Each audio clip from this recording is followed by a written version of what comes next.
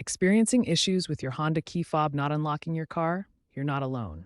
This often boils down to four key areas: dead or dying battery, worn or dirty buttons, faulty door lock actuators, or the need for a fob relearn procedure.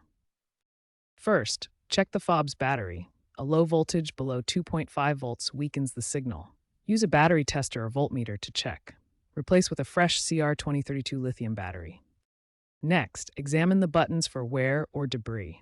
Physical wear from frequent use or buildup can prevent proper contact. Clean them gently with isopropyl alcohol. If problems persist, the issue might be with your car's door lock actuators.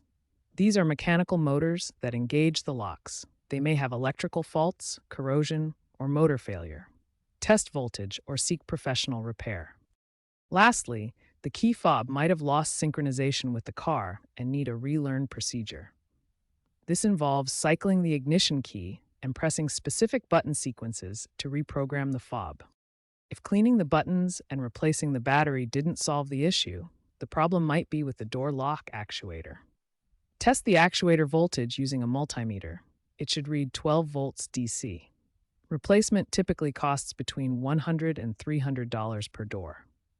For relearning the key fob, cycle the ignition switch and press the unlock button to resync the device with the vehicle. Honda is transitioning to digital keys through Bluetooth Low Energy and smartphone app integration, reducing reliance on physical key fobs.